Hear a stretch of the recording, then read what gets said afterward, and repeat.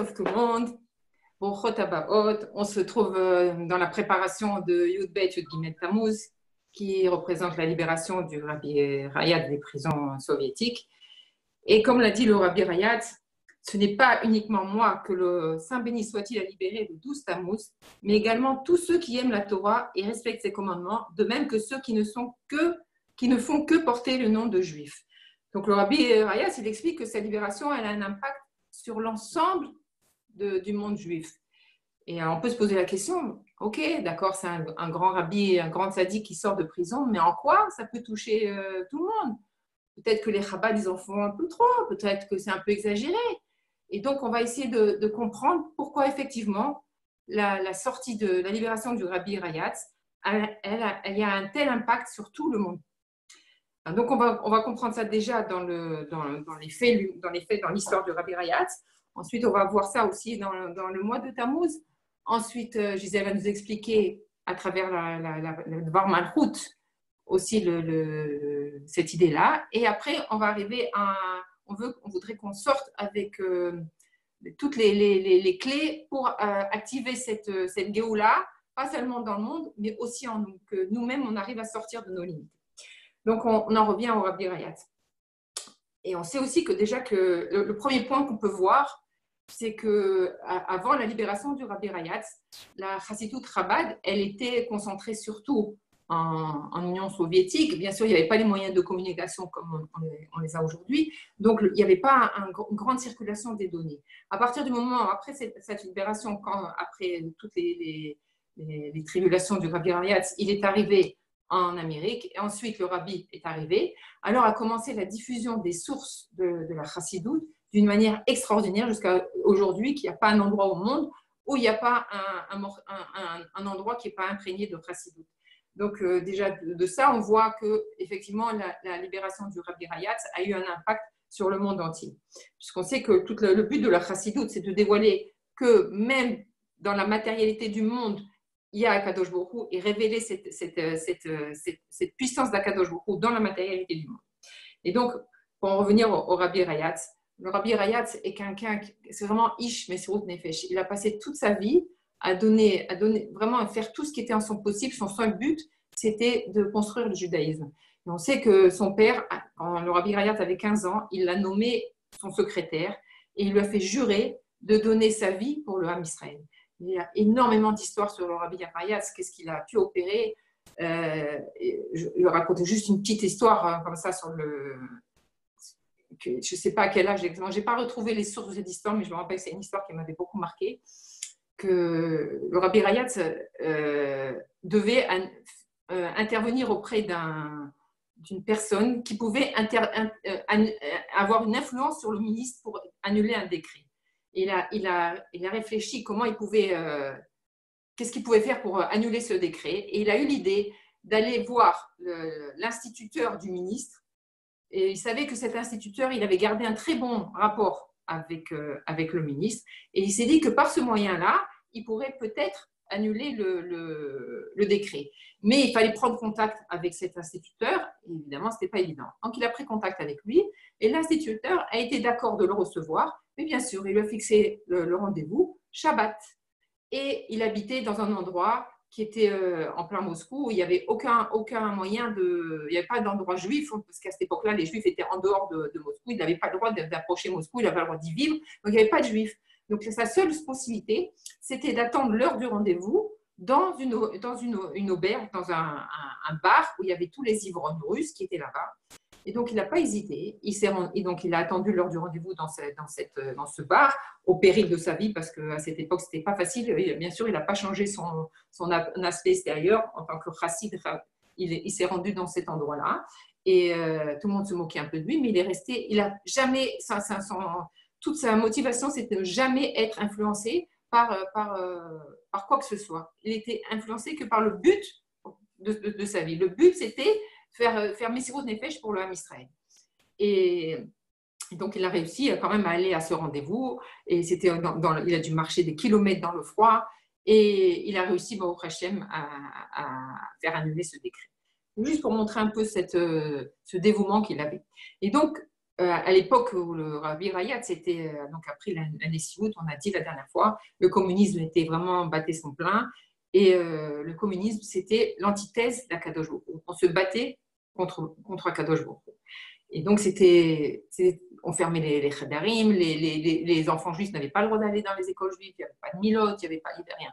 Et le Rabbi Rayat a compris que si on n'entreprenait pas des actions pour sauver le judaïsme, alors il n'y avait pas de suite. Donc, il a demandé à ses chassidim d'avoir le même esprit, c'est-à-dire d'aller jusqu'à la mort pour sauver le peuple juif. Et donc, il a organisé des tas de choses en secret, des Talmud Torah dans les caves, des mikvaot au fond d'une cour.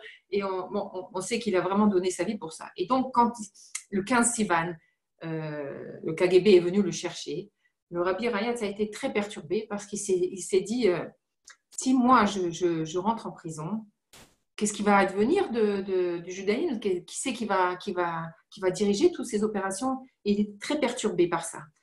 Et le gouvernement russe, leur but, c'était de l'arrêter en pleine nuit et de rentrer dans cette prison où on n'en sortait pas. Et ils avaient prévu de l'exécuter par accident, comme c'était souvent le cas. Et donc, ils m'avaient dit, tu rentres dans un grand couloir, et au bout du couloir, tu prends la porte de droite et tu feras ce qu'on te demandera. Et normalement, au fond de ce couloir, il y avait un soldat qui avait pour ordre que tout celui qui ouvrait la porte, il devait l'exécuter. Donc, c'était le plan des Russes. Et donc, le rabbi, lui, il arrive dans ce couloir et il était perturbé par toutes ces idées, comment il allait propager le judaïsme, comment il allait soutenir le judaïsme. Et puis, tout d'un coup, il s'est souvenu de ces pensées qu'il a eues pendant le Kriyat Shofar de Rosh Hashanah d'avant. Et il avait réfléchi à ce moment-là que le Baal Shem Tov, il a dit que chaque chose qui est créée dans le monde, c'est créé avec Akadosh Baruch Hu. Il y a une hashgacha pratique dans chaque chose qui est créée dans le monde. Il n'y a rien qui est créé dans le monde qui n'a pas un but divin. Et que même un grain de sable qui bouge comme ça ou comme ça, c'est Akadosh Baruch Hu qui le dirige. Et le Rabbi Rayat avait eu cette pensée aussi de dire que ce n'est pas seulement Akadosh Baruch Hu qui le dirige, mais que tout ce qui se passe dans le monde, c'est pour amener le monde à la Géoula. Et donc, il s'est dit, si Akadosh Baruch Hu, il m'a mis dans cette prison-là, c'est sûr que de cet endroit-là, je serai beaucoup plus effective et je vais pouvoir amener le monde à la Géoula plus facilement que par ma vie que j'ai eue jusqu'à maintenant. Et donc, il a pris à ce moment-là des décisions qui ne va pas se laisser intimider par quoi que ce soit et que c'est lui qui devait diriger les événements. Ce qui paraissait complètement fou dans cet endroit-là. Et donc, pris par ses pensées, il se trompe de porte, il rentre dans une autre porte, il s'assoit sur un banc et la nuit passe et il est tout plongé dans ses pensées. Et donc, le matin, on le cherche, on pensait qu'il était déjà plus de ce monde, Chas v'Shalom. Et quand on se rend compte de ça, on peut plus l'exécuter comme ça, puisque son arrestation avait été ébruitée et que déjà dans le monde, il y avait des pressions pour le laisser sortir, pour le libérer. Et donc, ils ont été obligés d'organiser un procès, etc. Donc, ça prenait beaucoup plus de temps. Et donc, pendant ce temps-là, ils ont fait subir au Rabbi Rayat vraiment des coups. Il a eu des blessures, ils l'ont frappé. Mais lui, il n'a jamais accepté de se soumettre à ce qu'on lui disait. Jamais, jamais. Ils l'ont fait tomber. On sait qu'il a eu des blessures, ce qui a provoqué après toute sa paralysie et tout ce qui a suivi après. Il a vraiment souffert, mais il n'avait qu'un seul but, ne pas faire ce qu'on lui disait, que c'est lui qui dirigeait les événements. Et donc, arrive le jour de Rosh Chodesh Tammuz, il y a des gardes qui rentrent dans sa prison et lui, il était en train de faire sa tefila, ce qui était aussi quelque chose qu'il avait réussi à faire, qui était contre toute attente. Et il était plongé dans sa tefila et les gardes lui disent « Lève-toi, on doit t'annoncer quelque chose ». C'était comme ça, pour annoncer quelque chose à un prisonnier, il devait se lever. Et lui, comme à son habitude, on lui demande quelque chose, il fait le contraire. Il a dit « Non, je ne me lève pas ». On lui dit « Si tu ne te lèves pas, tu vas recevoir des coups. Faites ce que vous avez à faire ». Et ils l'ont massacré de coups, vraiment massacré de coups. Et ils n'ont pas réussi à le faire lever et ils sont partis. Ils sont revenus une deuxième fois. Et ils nous ont dit on va t'apprendre à nous écouter. Et on va t'apprendre qui on est. Alors il a dit je ne sais pas qui va apprendre l'un à l'autre. Mais en attendant, moi, je ne me lèverai pas. Ils ont dit on va te frapper encore une fois. Faites ce que vous avez à faire. Et ils l'ont encore massacré une deuxième fois. Et la troisième fois, on l'appelait sous un nom, puisque dans la prison, il n'y avait pas de personnes, c'était que des numéros, et c'était vraiment annihiler l'être humain. Et donc, ils sont rentrés une troisième fois et ils m'ont dit, je ne sais pas ce que tu cherches, mais tu vas encore souffrir. Et là, il y avait parmi ces gardes-là, il y avait un juif, parce qu'il y avait beaucoup de juifs qui ont aidé à cette arrestation-là. Et ce juif-là, il s'est adressé au rabbi en yiddish. Et il lui a dit, Rébé, Rébé, on a quelque chose d'important, une bonne nouvelle à t'annoncer. Je t'en prie, lève-toi, c'est pour ton bien. Et ça, le rabbi, il a compris que là, il y avait quelque chose qui s'était passé. Il y avait, cette clipa, elle commençait à se casser. Mais il n'a quand même pas accepté cet ordre-là. Et il ne s'est pas levé. Et il a reçu pour la troisième fois des coups très, très, très durs. Et après, une quatrième fois, ils sont venus. Et là, ils l'ont pris de force et ils l'ont emmené dans le bureau. Et là, dans le bureau, il a vu qu'il y avait un dossier ouvert et qui avait écrit peine de mort, barré, niet. 10 ans d'exil, barré, niet. Et il voit exil Castrama. Et là, on lui annonce, voilà, aujourd'hui, tu vas rentrer chez toi pour quelques heures, préparer tes affaires et tu vas prendre le train pour Castrama pour un exil de 3 ans. Et lui, la première question qu'il a, c'est quand est-ce que je vais arriver avec le train? Tu vas arriver Shabbat. Je vais arriver Shabbat. Il n'est pas question que je voyage. Mais dis-moi, où tu te crois? C'est toi qui nous donnes les ordres. Ici, tu ne fais pas ce que tu veux. On te dit que tu dois voyager aujourd'hui. Si tu n'acceptes pas de voyager, on ne sait pas ce qui va devenir de toi. Tu peux dire, peu importe ce qui arrive de moi, je ne voyage pas Shabbat. Parce qu'ils savaient très bien qu'ils voulaient casser l'image du rabbi. Ils avaient eu des pressions pour le sauver, mais ils voulaient casser absolument l'image du rabbi. Et le rabbi, il a très bien compris qu'Alpidine, il avait tout à fait le droit de voyager Shabbat parce que sa vie, elle était en danger, mais il a compris l'enjeu et il a refusé, encore une fois, de se soumettre. Et finalement, c'est le dimanche ils ont fait ce que le rabbi a demandé. Ils se sont soumis à ses ordres. Et donc, le dimanche, il a été envoyé à Castrama. Et même avant de monter dans le train, il a eu le temps de faire une sikha et de parler à ses chassidim. Et donc, on voit que pendant tout le temps, il a réussi, au péril de sa vie, mais il a réussi à casser cette clipa, à casser l'endroit le plus obscur, l'endroit qui était le plus opposé à la Gdusha, il a réussi à faire une faille dedans. Et c'est ça l'enseignement de Yud Bet Tammuz. C'est que Dafka, dans l'endroit le plus noir, il y a aussi Akadosh Baruch Hu, et qu'on doit retirer cette étincelle qui a dans l'étincelle de la Gdusha qui est dans l'obscurité. Et comment on peut arriver à retirer cette Gdusha? C'est justement en étant ferme et pas se laissant intimider par l'épreuve. Voir la pnimio de l'épreuve et pas voir le côté. Et pourtant, pour le Rabbi Rayad, c'est pas seulement voir, c'était vraiment souffrir.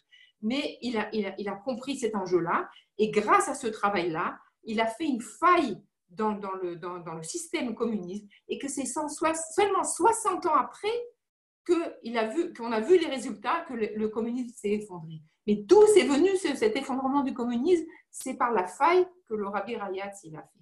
Et donc, 60 ans après, on a vu qu'effectivement, concrètement, que le travail du Rabbi Rayatz, il a profité au monde entier.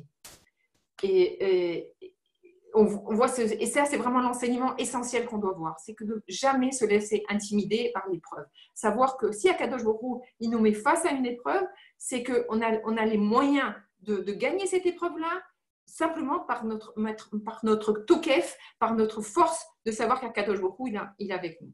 Donc ça, c'est l'opposé qu'il y a entre la prison et l'attitude du Rabbi Rayatz, et que par son attitude-là, il a pu être libéré et nous libérer à tous. Maintenant, on peut regarder ces deux aspects-là aussi dans le mois de Tammuz. On sait que chaque mois, il révèle on sait que dans chaque mois, il y a des dates dans ce mois-là qui imprègnent au mois toute la vitalité du mois. On voit par exemple le 15 Nissan, le Pessah, il imprime dans tout le mois la fête de Pessah. On sait que le mois d'Adar, tout le mois d'Adar, il est imprégné par Purim. Donc, en général, jusqu'à la Chassidut, quand on voyait le mois de Tammuz qui arrivait, on disait « Oh, c'est les 3 semaines qui commencent ». C'était la première des choses, c'est les 3 semaines. Et pourtant, on voit que dans ce mois qui nous paraît le mois le plus obscur, on voit qu'il y a Gimel Tammuz et Yud Bet ou Gimel Tammuz, des dates chassidiques, des dates de joie. Donc, le Rabbi pose la question. Alors, comment peuvent s'opposer deux choses complètement opposées? Le 12 Tammuz, c'est un jour de joie. 17 Tammuz, c'est les 3 semaines qui commencent. C'est le pire moment, si on peut dire, du calendrier juif. Et le Rabbi continue à nous expliquer que Tammuz, même dans le nom de Tammuz, on sait que le mot Tammuz, c'est le nom du soleil qui était. Les Goïms faisaient Avodah Zarah avec le soleil. Et que donc, c'est pas un mot en hébreu. Et c'est le mois de. On dit que c'est le nom d'Avodah Zarah. Et le rabbi dit comment on peut donner un mois juif un nom d'Avodah Zarah. C'est sûr que Bepni Newt, il y a quelque chose de mieux à comprendre. Et si on regarde le soleil, on sait que le soleil, on dit que c'est le soleil, il représente Akadosh Baruch Hu. Et que le mois de Tammuz, c'est le mois où le soleil est le plus puissant, c'est le mois où le soleil illumine le plus. Et donc, si le soleil illumine le plus, c'est un dévoilement d'Akadosh Baruch Hu. Et le dévoilement, il est tellement grand que les clipotes, elles empêchent ce dévoilement-là. Et ce qui produit quelque chose comme Yudzaïn Tammuz. Mais que la plénitude du mois Tammuz, c'est un mois d'une grande luminosité, d'une grande force divine. Et comme on a dit que toute chose, il y a son contraire, il y a des opposés. Donc on voit dans le mois Tammuz que d'un côté, on a le début du mois qui va donner, en vérité, qui se révèle dans nos générations, qui est des mois de joie et de Géoula. Et après le 17 Tammuz, commencent les 3 semaines de deuil. Et donc le rabbi nous dit, quel enseignement on peut tirer de ça? Comment dans un mois, il y a ces deux choses-là? Alors il nous dit justement, si on réfléchit bien, le 17 Tammuz, d'ailleurs on dit 17, c'est Tov, c'est dans sa pnimiut, on dit que l'Atid Lavo, il va se transformer en jour de joie. Et que ça va être, entre 17 Tammuz, ça va être un Yom Tov, Tisha B'Av, ce sera un Yom Tov, et entre les deux, ça va être Chol HaMoed, des fêtes qu'on ne peut même pas imaginer qu'est-ce que ça va être. Et donc le rabbi nous dit, si dans la pnimiut de 17 Tammuz, c'est un jour de joie, qui se révélera que dans le monde futur. Donc, ce moment-là, c'est un jour de joie qui est enrobé dans quelque chose de mal. Et donc, comment on peut d'où on a cette preuve-là? C'est justement avec le 12 Tammuz. Le 12 Tammuz, il va nous montrer la pnimiut du mois de Tammuz. Il va nous révéler que c'est un mois d'une grande lumière. Partout, justement, ce travail que le Rabbi Rayatz, il a fait, il nous a dévoilé qu'en fait, il nous donne les forces d'annuler tout le côté négatif de ces 3 semaines. Justement, par tout ce que lui nous a montré, justement par son comportement, comment il a réussi à annuler, à casser cette clipa des soviétiques, du communisme. Et donc, c'est un enseignement pour nous que grâce à notre travail, on peut annuler tout ce qui va se passer dans ces 3 semaines. On peut tout transformer par justement notre travail d'illuminer le monde, le travail avec la chassidoute. Évidemment, c'est par la chassidoute, puisque la chassidoute, elle va nous dévoiler, dévoile la pnimiut. Donc, on va dévoiler la pnimiut du mois de Tammuz, qui est un mois qui est la Géoula, puisqu'il n'y a pas beaucoup de dates dans le calendrier juif, on peut dire Chag HaGeoula. Même Pessah, on ne dit pas Chag HaGeoula, c'est Pessah. On dit ça en vérité, Yud Bet Tammuz, c'est comme Purim. La même chose que Purim, ça a libéré le peuple juif de Haman. Alors, Yud Bet Tammuz, ça nous a aussi libérés. Et toute cette libération, elle a eu lieu grâce au travail de Tokev, d'être imprégné de notre force divine, et que En On Milvado, que même dans les choses obscures, c'est Akadosh Baruch Hu, et que quand on va y aller avec Tokev, alors on renverse la chose et on la passe de l'obscurité à la lumière. Voilà, en quelques mots. Voilà, maintenant je laisse la place à Gisèle. Juste réactive ton micro. Chazak ou Barour. Magnifique. Chazak, Charkoar, Mamash. Mamash. J'y vais? Vas-y. C'est bon? Ok. Alors, Chag Sameach, comme la semaine dernière, aujourd'hui c'est Chag Sameach, comme le souligne Léa, que c'est un jour de fête qui a été rajouté dans le calendrier du peuple juif, un jour de fête de délivrance, et comme le rabbi précédent l'a dit et qu'on l'a mentionné dans la citation dans notre affiche, que le rabbi précédent a dit que c'est pas seulement lui qui a été libéré, mais tous ceux qui aiment la Torah, tous ceux qui sont chomrés Torah et mitzvot, et même un juif qui ne sait même pas qui est juif et qui ne porte que le nom de juif. On va essayer de voir quelle est, en quoi la délivrance de Rabbi Yosef, c'est une délivrance personnelle pour nous. En quoi ça nous concerne à nous, maintenant, dans notre génération. Et pour le comprendre, eh bien, comme on est tenu de vivre avec le temps, c'est un dicton de l'Admour Azaken, il faut vivre avec le temps. Vivre avec le temps, c'est vivre pas avec les actualités, mais avec le temps de la paracha, dans laquelle qu'on lit dans la semaine de la paracha qu'on va lire Shabbat. Donc, dans le paracha de Balak, on va trouver des enseignements qui vont nous permettre de comprendre en quoi Yud Bet Tammuz et Yud Gimel Tammuz, cette fête de libération du rabbi précédent, nous concerne à nous aussi maintenant dans notre génération. Et en particulier sur le dernier point qu'a soulevé Léa en mentionnant le tokef, la force de caractère et la détermination de Rabbi Yosef Isra qui n'a pas voulu se soumettre à l'obscurité et à tous les obstacles qui empêchent un juif de vivre en tant que juif et de servir Dieu. Eh bien, son exemple, il se rapporte exactement à la conduite du juif dans toutes les générations. Alvaï, qu'on ait la force de se comporter comme lui. Eh bien, cette Nekouda-là, dans l'obscurité, de se rattacher à la lumière, c'est tout le Inyan des souffrances de l'exil qui vont nous permettre de dévoiler la Géoula dans cette situation et la Géoula de Shlemuta dans sa pureté, la Géoula Amitit Ve'Ashlema. Et pour en revenir à notre paracha de Balak, et dans cette paracha, donc, on parle de la prophétie de Bilam Aracha. Bilam, qui était un prophète des nations, qui était un grand sorcier, et que Balak, le roi de Balak, a envoyé pour maudire Israël.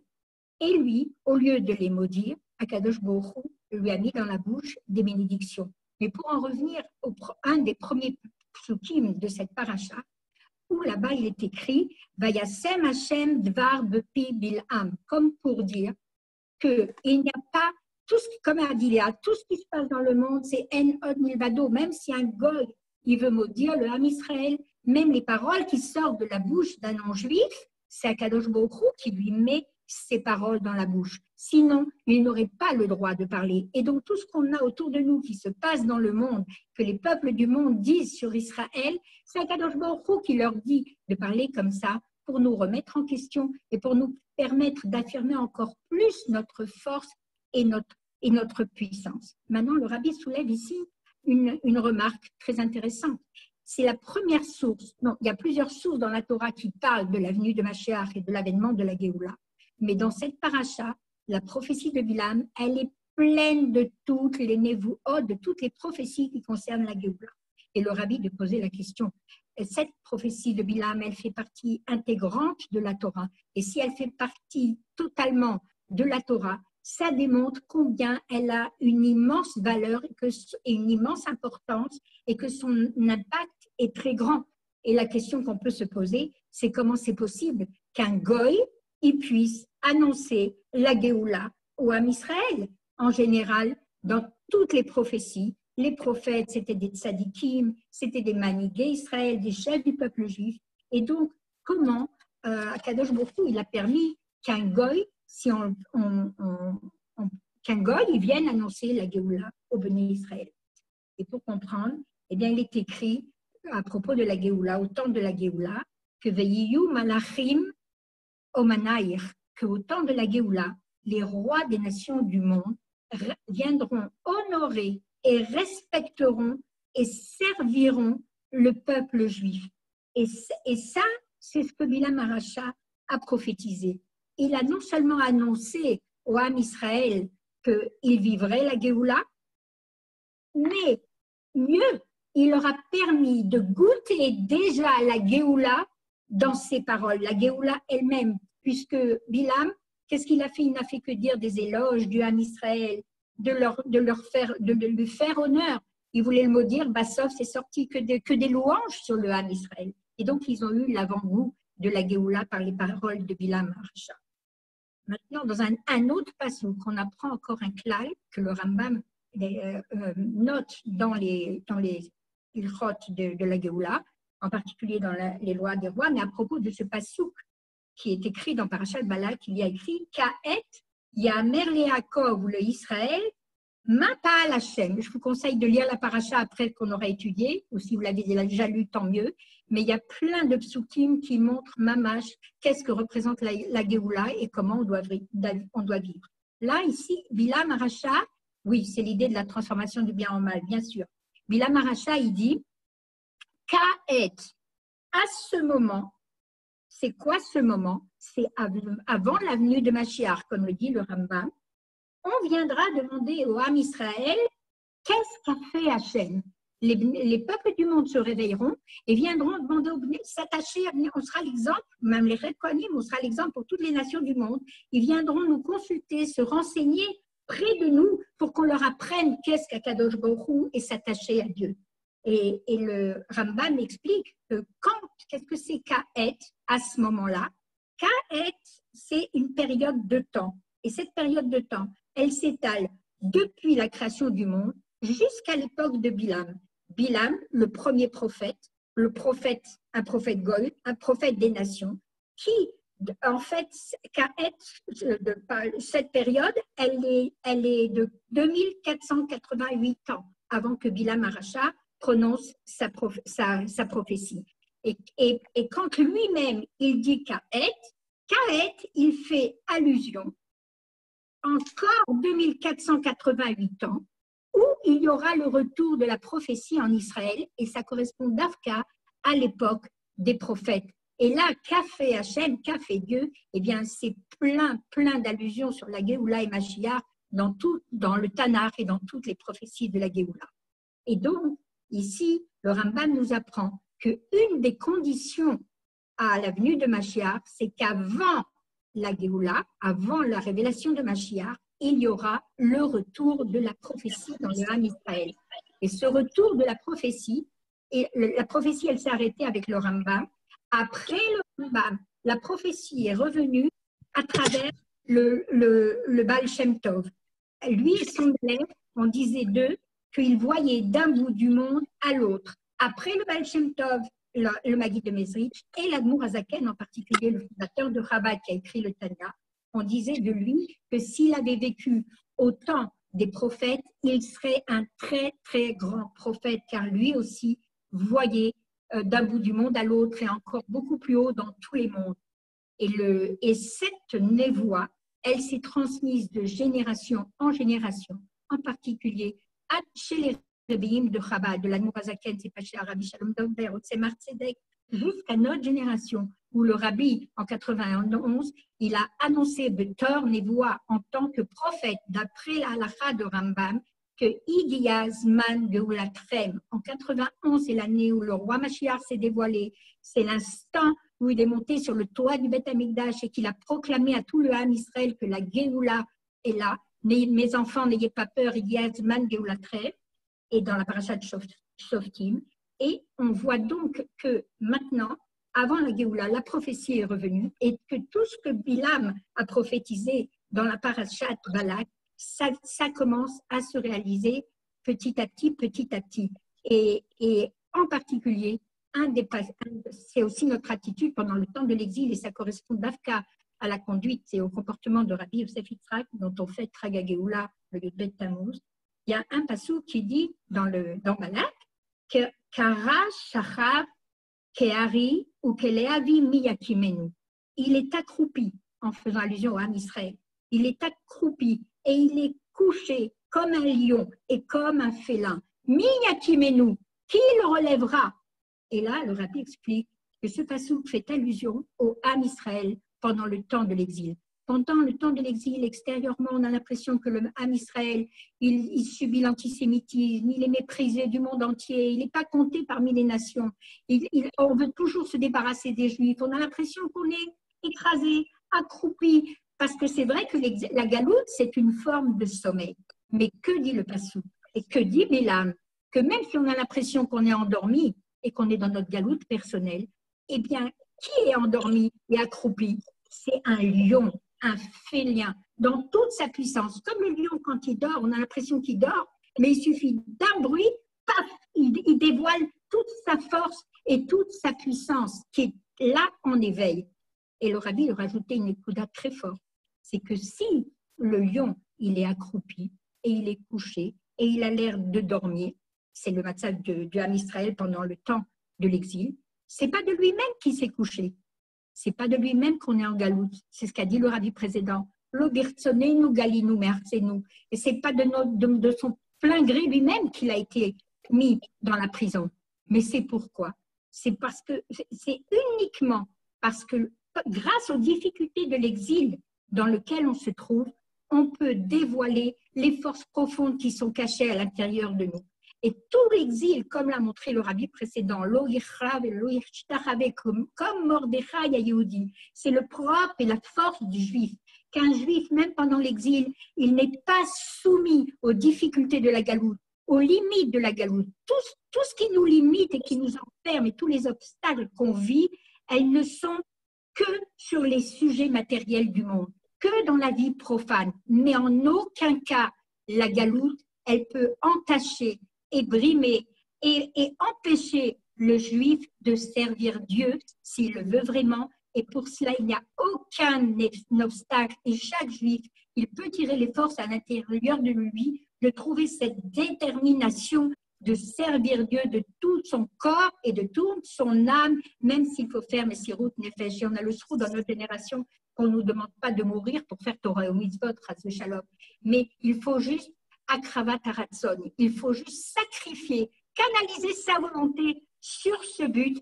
Et là, le résultat, c'est quoi? C'est que le lion qui était endormi, accroupi et couché, eh bien, pendant les épreuves elles-mêmes, eh bien, c'est ces épreuves elles-mêmes de la galoute, dans ces épreuves, qu'on puise des forces pour dévoiler les forces profondes qui sommeillent à l'intérieur de nous. Et la galoute, elle nous permet de nous hisser, de nous élever, de nous mettre dans une position de Géoula pratique, de Géoula personnelle, pour ensuite déclencher la Géoula Mikid V'Ashlema.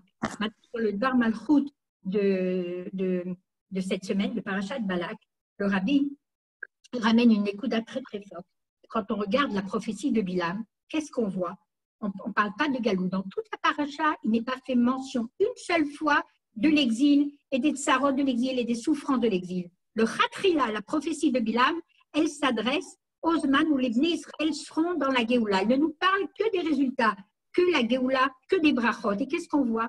Que Kadosh Baruch Hu, il a permis que toutes les malédictions qui allaient tomber sur nous, le Khatrila, ces malédictions, elles se sont transformées en bénédictions. Ça veut dire que Bepnimiut, comme a dit Léa par rapport aux 3 semaines qu'on va vivre pendant le mois de Tammuz, Bepnimiut, dans ce mois de Tammuz, et Bepnimiut, dans la vie juive en général, qu'on apprend de la paracha, c'est que non seulement on peut le pnimiut du mal, c'est du bien qui est caché, et que quand on le révèle, eh bien, on ne voit plus, il n'y a plus d'existence. Le mal n'a pas de véritable existence. Le mal, il est là que pour nous permettre de déclencher les forces qui nous permettent de voir le tov, anélam, le bien, de dévoiler le bien de nos yeux visibles et véritables. Et il en est de même pour l'exil et la Géoula. L'exil, la galoute, elle est là, pas comme on va faire pendant ces 3 semaines, pleurer sur la destruction du Beth Amikdash et être en deuil pendant cette période. Oui, c'est l'halakha pour le moment, on se comporte selon la halakha. Les bepnimiut, non. Tous ces sujets négatifs, ils sont là pour mettre en avant le côté positif.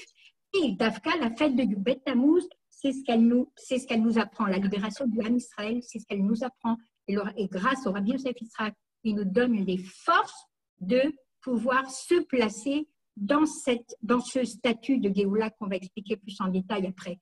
Maintenant, dans les brachot, dans le Shabbat, on va lire Parashat Balak, à Mincha, on va lire Parashat Pinchas. Et vraiment, la source dans la Torah de la Géoula, c'est la prophétie de Bilam, et dans Pinchas aussi, qu'on va lire à Mincha, parce que à propos de Pinchas, il est écrit Pinchas Zé Eliyahu, c'est le prophète Élie qui va nous annoncer la Géoula. Et dans cette paracha, on nous décrit la conquête de Eretz Canaan, que jusqu'à maintenant, on a réussi à combattre les 7 peuples, mais dans la Géoula, on va aussi gagner la victoire sur les 3 peuples qui sont les clipotes intellectuels, les clipotes entre guillemets de Chabad. On ne peut pas rentrer dans tous les détails là-dedans, mais on en viendra dans Parashat Pinchas. Mais ce que le rabbi décrit ici, que dans Pinchas, qu'est-ce qu'on voit? Puisqu'il va nous annoncer quoi? Il va nous annoncer la délivrance de l'exil. Comment? Il va nous annoncer comment on peut sortir de cet exil pour arriver à la Géoula. Et en fait, la Géoula, ça sera une consolation, une séparation de l'état d'exil. Alors que dans la paracha de Balak, comme je l'ai dit tout à l'heure, on ne parle pas du tout de l'exil et des souffrances de l'exil, mais le Khatrila, grâce à Bilam, on n'a que des brachot sur la Géoula. Tout le contenu de la prophétie de Bilam, c'est des inyanim qui nous touchent personnellement et très très puissants. La liberté du juif. Quand il dit « En am levada dishkon ou bagoim lo yitrashev » que certes, le peuple juif résidera parmi les nations, mais il sera solitaire, il sera tout seul, et les goïms ne feront même pas cas de lui, on ne le compte pas même dans la population, les juifs ne comptent pas dans la population. Mais quand arrivera la Géoula, eh bien même ce peuple qui a été méprisé et qui est solitaire et qui continue à vivre son judaïsme avec Tokef et qui ne s'assimile pas parmi les autres juifs, eh bien ça s'appelle la véritable liberté. La liberté qui est donnée à chacun de nous de ne pas se laisser soumettre à toutes les pressions extérieures à nous, de ne pas tomber dans les pièges des épreuves et des difficultés, et des obstacles et des entraves qu'on met dans notre route. Et Baruch Hashem, au jour le jour, on voit comme ça. Et là, on voit ce qui se passe. Et donc, il faut rester canalisé là-dessus. La deuxième des brachot que donne Bilam, c'est le Shilton. Il a annoncé que viendra un jour, Vayara Meagag Malo Betinase Malchuto. Un roi s'élèvera, Rachid dit que c'est le roi Shaoul, qui va gagner la guerre sur Agag, le roi d'Amalek, le descendant d'Amalek. Donc là, il y a toujours le même inyan qu'il y aura la victoire de la lumière sur l'obscurité. Et comment? Grâce à Mashiach. Même Bilam a prophétisé sur Mashiach lui-même, par ce passage qui est dit dans notre paracha, Derer Kochav mi Yaakov, Bekam Shevet mi Israël. Une étoile jaillira de Yaakov, des descendants de Yaakov Avinu. Une étoile jaillira, cette étoile c'est Mashiach, Bekam Shevet mi Israël, et la tribu de la royauté, la tribu de David, ça fait référence au fait que Mashiach est descendant de David, aussi s'élèvera. Et donc toute la paracha de Balak, elle met l'accent sur la Géoula Amitit Yashlema. Et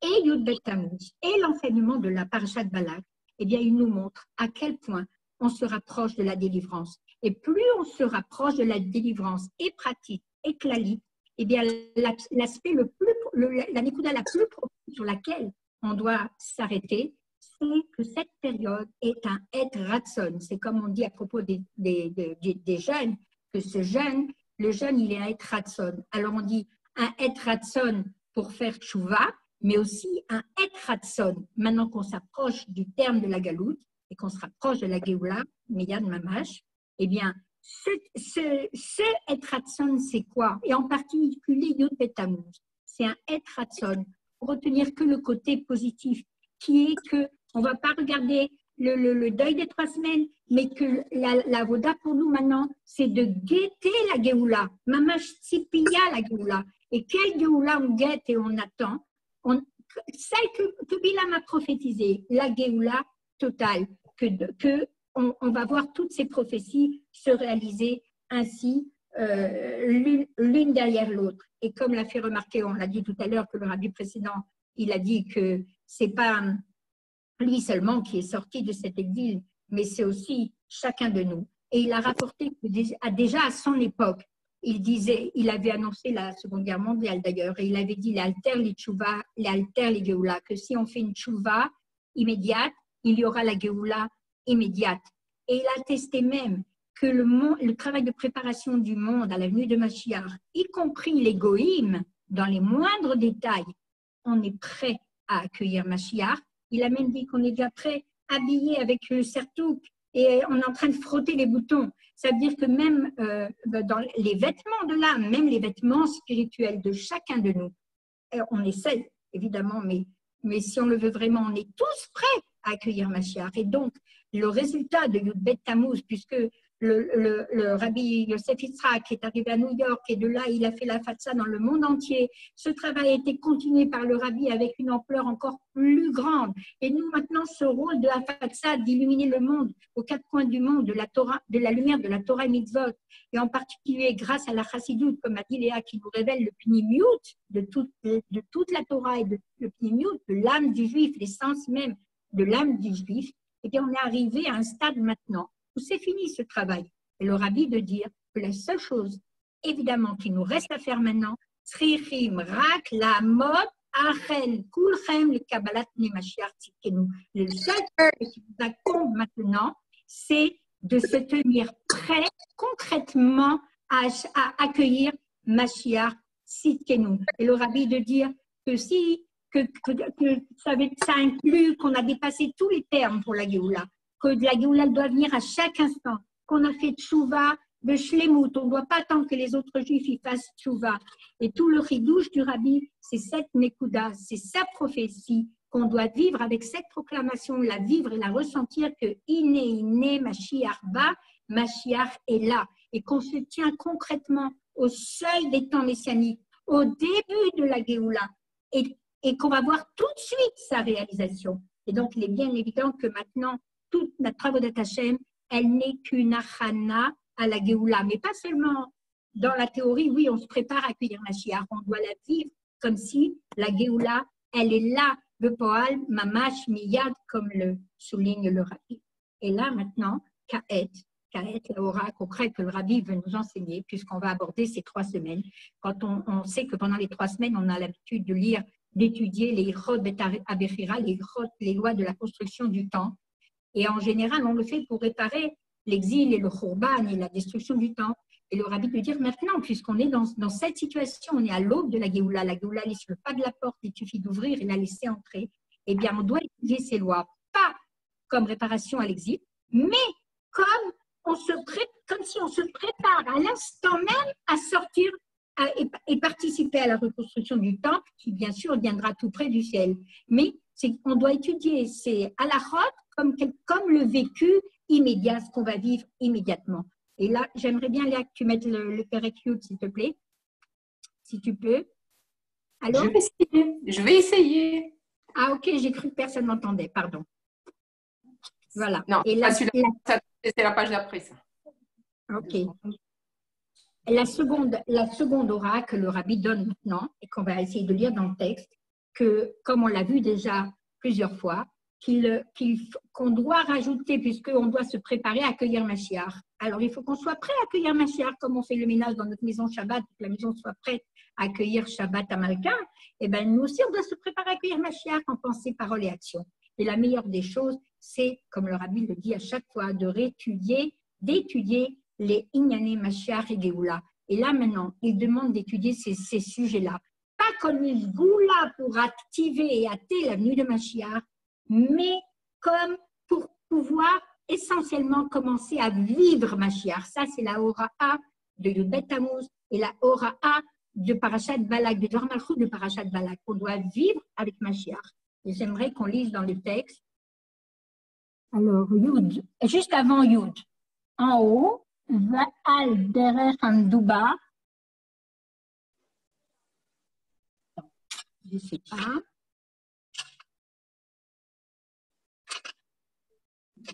הנה, ועל דרך המדובר בתקופה האחרונה, בנוגע להוספה מיוחדת בלימוד בענייני גאולה ומשיח, et à propos de ce qu'on a dit dans cette dernière période, en ce qui concerne le rajout particulier qu'on doit faire dans l'étude dans la Torah pour étudier les sujets de Mashiach et Géoula. L'orak betor sgoula, pas seulement comme une sgoula, les ma'er ou le karev, biyat, Mashiach et Géoula, pas seulement, comme je viens de dire, pour accélérer la venue de Mashiach et la Géoula. Et la gamme, mais essentiellement et aussi, ou Beika, que dès la tril l'Ichiot Benyané Mashiach et Géoula, pour commencer à vivre ces Inyanim de Géoula. L'Ichiot Imadzman, pour qu'on vive avec le temps, le moment dans lequel on se trouve, et que le rabbi dit que c'est mamash le Zman des Yomot à Mashiach. On est dans les temps messianiques. ועל ידי זה שהשכל נעשה ממולא וחדור בהבנה והשגה בענייני משיח וגאולה בתורה, et par le fait que l'intellect de l'homme va être rempli, plein et imprégné et pénétré de compréhension de tous ces sujets de Mashiach et de Géoula dans la Torah, ומהשכל מתפשט וחודר גם ברגש הלב, et du sechel, quand on va étudier, ça va descendre dans le sentiment du cœur, et du sentiment du cœur, ça va aboutir ועד להנהגה בפועל במחשבה, דיבור ומעשה, באופן המתאים לזמן מיוחד זה. Et qu'est-ce que par l'étude, on va réveiller notre cœur d'attendre la Géoula. Et de ce sentiment du cœur, ça va transformer notre comportement en pensée, parole et action, de sorte qu'on va vivre à partir de maintenant comme il convient dans la période dans laquelle on vit, chez Omdim al-Saf à Géoula, cette période dans laquelle on se tient au seuil de la Géoula, ou Marim Be'etzba, et on montre du doigt chez Hine Hamelech HaMashiach Ba, et Bemet, c'est ce que tout le monde fait maintenant dans le monde. On ne fait que guetter tous les signes qui nous montrent que Mashiach est très très proche.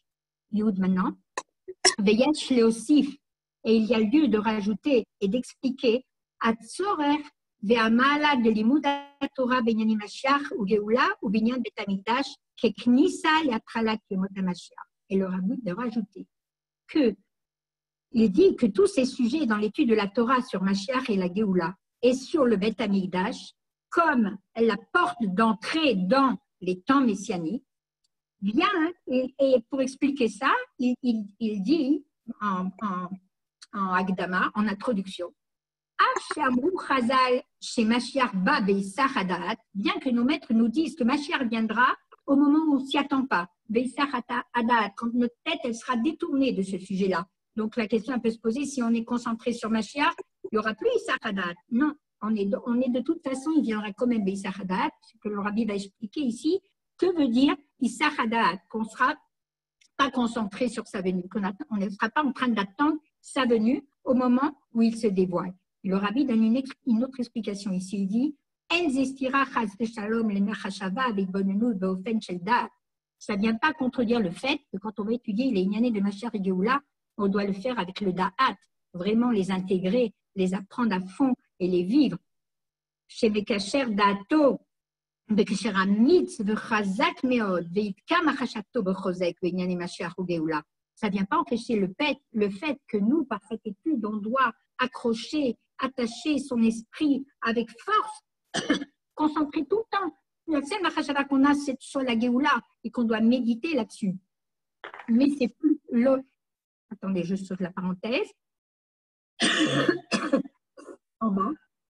Qui a Issach Hadat, Pirusho. Qu'est-ce que le rabbi va nous apprendre ici? Ça veut dire quoi Issach Hadat? Le Mala Me'adat. Ça veut dire qu'on doit étudier les Inyané Mashiach à Géoula, mais les intégrer, essayer de comprendre tout ce qu'on peut comprendre, mais tout en sachant que c'est le Malameadat chez la nous, c'est des sujets qui nous dépassent et qu'on comprendra que quand Mashiach viendra. Avec ce bitoul, on apprend pour se pénétrer, commencer à vivre avec Mashiach, mais avec le bitoul, que de toutes les façons, c'est au-dessus de notre date. On n'a pas les forces, on ne peut pas tout comprendre exactement. Ou Nogal à Poal. Et concrètement, en ce qui concerne l'action, malgré le vacarme qu'on parle ces derniers temps sur la venue de Mashiach, et cette année en particulier, en 1991, l'année où il dit le rabbi ici que le roi Mashiach, il s'est dévoilé, dans laquelle le Mashiach s'est dévoilé. Alors le rabbi dit, Ro'im sheyeshno koshi, eskum tashper, en yiddish. Il y a une difficulté. Bien sûr que tout le monde veut Mashiach, mais le rabbi dit il y a un bug. Le bug, c'est quoi? C'est qu'on a la plupart des gens ressentent une difficulté. Le'achdir akara ve'argasha shomdim al saf yemot hamashiach mamash ad sheyatrilu lichyot beinyane Mashiach ou Géoula. Il y a une difficulté en chacun de nous. Oui, c'est vrai, on parle de Mashiach. Oui, c'est vrai, il y a tous les signes qui nous montrent que la Géoula arrive. Mais est-ce que nous, à l'intérieur de nous, est-ce qu'on a intégrer ce savoir au point de pouvoir vivre avec, comme si c'était une réalité immédiate. Et je passe à la fin de la ligne en bas, et le rabbi de dire, quand on a ce problème, ah oui, il faut faire attention comment on parle de Mashiach à l'extérieur. Oui, c'est vrai, mais il faut faire attention, ça peut repousser les gens. Mais si on vit vraiment Mashiach et qu'on essaye de transmettre ce que le rabbi dit, Béhémet et Bepnimiut, et qu'on le vit vraiment, eh bien, on réveille chez l'autre aussi la même intensité, la même volonté de voir Mashiach immédiatement. Et le rabbi donne un conseil pour surmonter cette difficulté. Et il dit, tu prends pas. Géoula, tu prends pas tes tops? ah, c'est ta douche. Et le rabbi dit, et le conseil pour surmonter cette difficulté qu'on peut éprouver avec le Inyan de Mashiach, ou à lieu des limud à Torah, Mashiach ou Géoula. Il n'y a pas d'autre solution. Il faut étudier les sujets de Mashiach et la Géoula. Pourquoi? Qui be koach Torah, car par la force de la Torah c'est Chochmato, c'est la Kadosh Baruch Hu, c'est le Ma'alam et Haolam.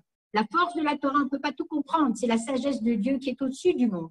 La Torah a la force, les Shanot Teva à Adam. Elle a la force de transformer la nature même de l'homme. Chez Gam Kacher Mitzad Aregesh Shelo, que même sur le plan de son sentiment intérieur, Nimtsa Adaïn Chas de Shalom Nichut Leïnyan Hageoula, même si au fond de lui, oui, on parle de Mashiach, mais il ne ressent pas encore la Géoula à l'intérieur de lui.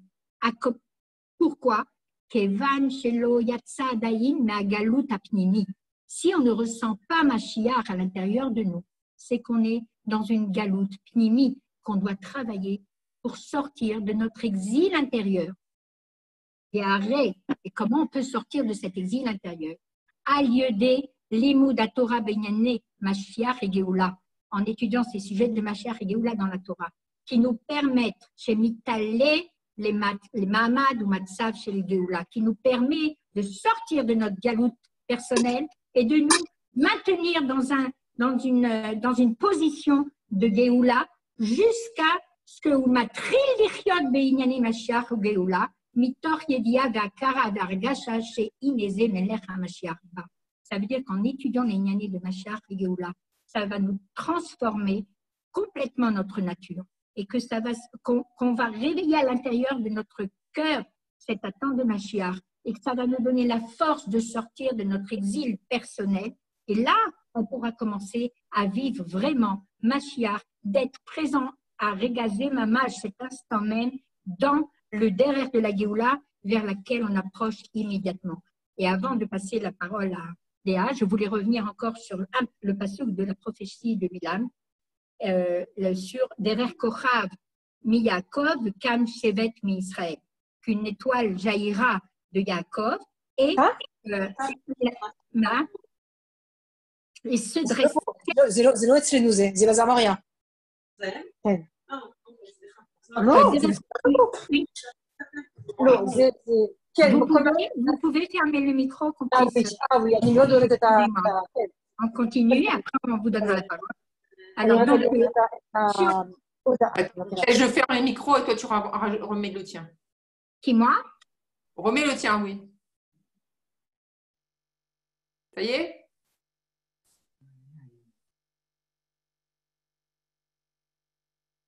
Vas-y. Appuie. Oui, c'est bon. Voilà.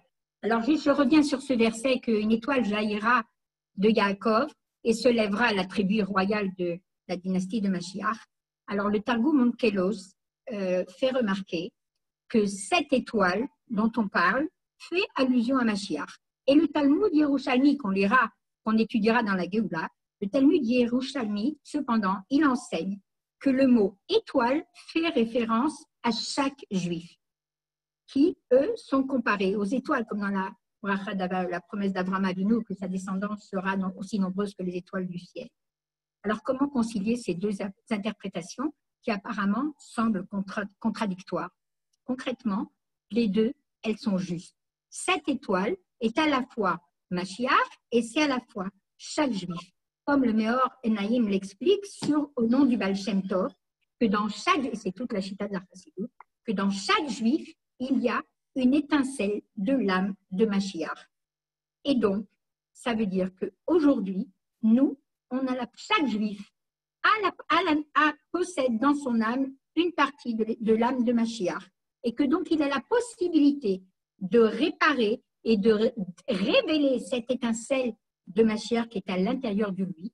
Et ça existe depuis la création du premier homme, depuis Adam Arishon. On voit ça du nom de Adam. Adam, c'est Aleph, Dalet Mem.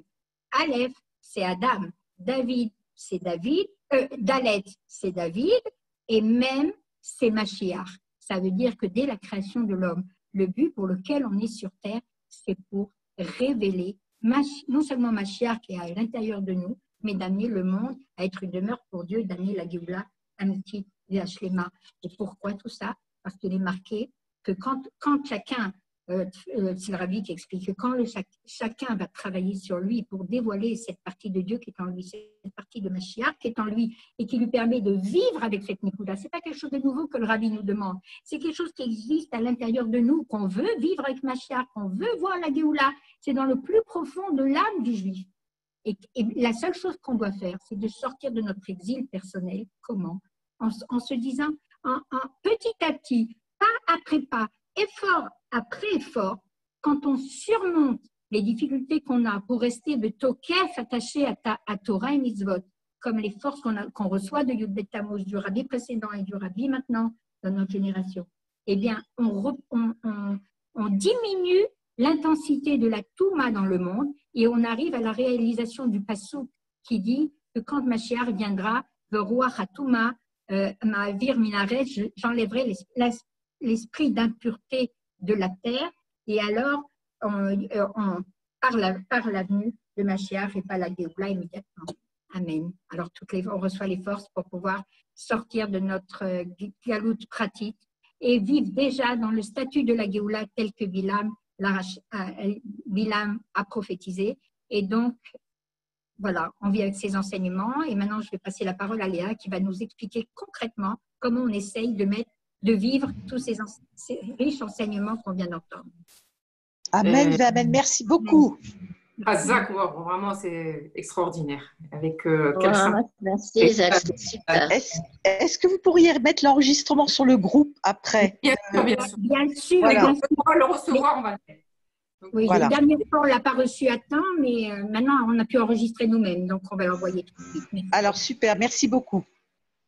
Donc, moi, je ne vais pas m'attarder beaucoup aujourd'hui, mais on a pensé que ce serait bien, enfin, on va essayer qu'à la fin de chaque shiurim, on va donner quelques nékoudotes pour nous aider à sortir de notre galoute. Parce qu'évidemment, le peuple juif, il est en galoute depuis tellement longtemps qu'on a été imprégné de cette galoute et que maintenant que le Rabbi nous a dit que ça y est, la Géoula est là et qu'on est libéré, on a nos habitudes de galoute et on n'arrive pas à sortir de cette galoute.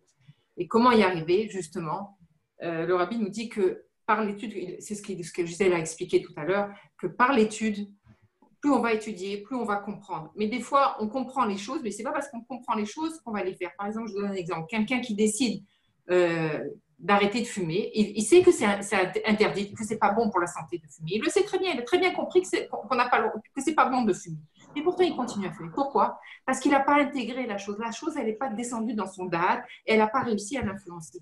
Donc, tout le travail, c'est bien sûr d'étudier, de se remplir la tête de Chassidou, des enseignements du Rabbi, de la Torah de Niglé, de tout. Et après, une fois qu'on a compris, il faut arriver à s'imprégner de ces choses-là, puisqu'on sait que le Da'at, c'est lui qui va ouvrir la porte au sentiment. Et c'est ce que le Rabbi explique, que Mashiach va arriver au-dessus du Da'at. Ça veut dire quoi? C'est qu'une fois que tous les enseignements qu'on va apprendre ne vont pas rester seulement dans notre tête, dans notre compréhension, mais qu'il faut qu'on arrive à les descendre dans nos sentiments. Et une fois qu'on les aura descendus dans nos sentiments, ils feront partie de nous-mêmes. Ce ne sera pas quelque chose d'extérieur. C'est-à-dire que c'est ça, vivre Mashiach. C'est-à-dire que tellement on va étudier et on va s'attacher au Rabbi parce que c'est la seule manière d'intégrer ces données-là. Après, elles vont faire partie de nous-mêmes et on va être pétris de ces enseignements-là et c'est comme ça qu'on va arriver à vivre. Et à vivre Mashiach. Donc, plus on va étudier, plus on va comprendre, plus on va essayer de descendre ces choses-là dans la vie de tous les jours, dans nos sentiments, et plus on va arriver à vivre Mashiach. On peut intervenir après.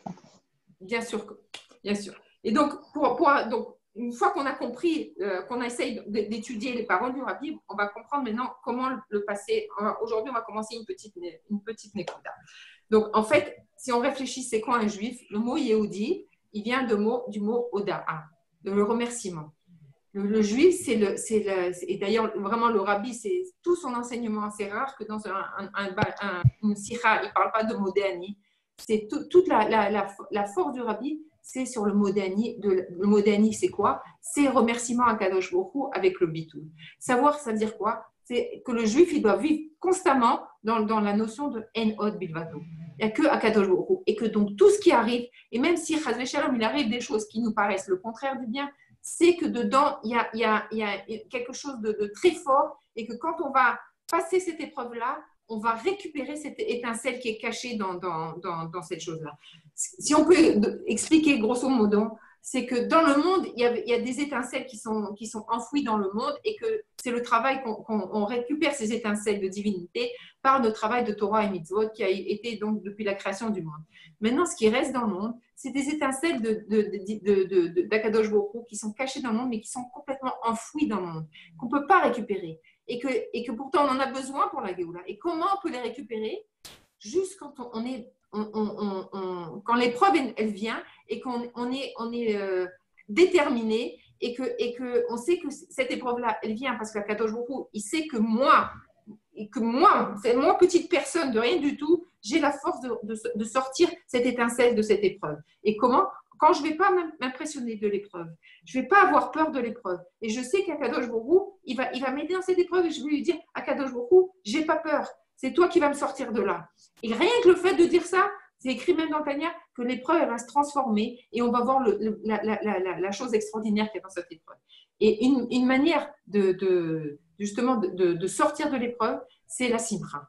La simcha, elle brise toutes les barrières. Et on sait qu'une tefila faite avec tristesse et une tefila faite avec simcha, ça n'a rien à voir. La simcha, elle nous ouvre la porte à tout. Et on raconte même que le Rav Dounin, il a été rentré une fois, c'était un grand mashpia qui est rentré chez le Rabbi et qui a dit qu'il faisait le Kriyat Shema du soir avec des pleurs et avec vraiment un cœur lourd. Et le Rabbi il lui a répondu que s'il le faisait avec la simcha, ça aurait un impact beaucoup plus grand. Parce que la simcha, c'est vraiment... Akadosh Baruch Hu, il m'habite, il est rentré en moi et j'ai pas peur. Je me mets pas en dehors d'Akadosh Baruch Hu. Je sais que tout mon être et le monde, c'est Akadosh Baruch Hu.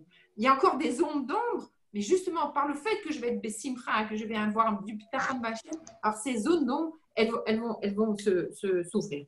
Et encore un autre petit point, et on va terminer sur ça, et c'est vraiment quelque chose à méditer, c'est que le Rabbi nous explique qu'on est recréé à chaque instant. C'est dans la paracha la semaine dernière, il en a parlé. Qu'on est recréé à chaque instant. Ça veut dire quoi? Ça veut dire que, en fait, mon passé, il est derrière moi. Notre problème à nous, c'est que justement, on traîne toujours notre passé. D'ailleurs, quand on dit à quelqu'un qui tu es, ah ben moi, je suis quelqu'un, j'ai vécu là-bas et j'ai fait ci et j'ai fait ça. Mais c'est pas ça. Qui tu es toi? Mais qui tu es toi? Je te demande pas qu'est-ce que tu as fait. On a l'habitude de définir les gens par rapport à ce qu'ils ont fait, par rapport à leur passé. Il faut apprendre à vivre le moment présent. Comme a dit la rabbinite une fois, on lui a posé la question, quel est le moment le plus heureux de ta vie? Elle a dit ce moment présent. Savoir qu'à chaque instant, Hachem, il me recrée et il me donne la force au moment présent je suis une personne nouvelle. Ah, il s'est passé des choses dans le passé. Ben oui, ces choses du passé, elles doivent m'aider juste à construire le présent. Elles ne doivent pas me conditionner. Et donc, on va essayer de réfléchir à ces deux nécoudotes-là cette semaine.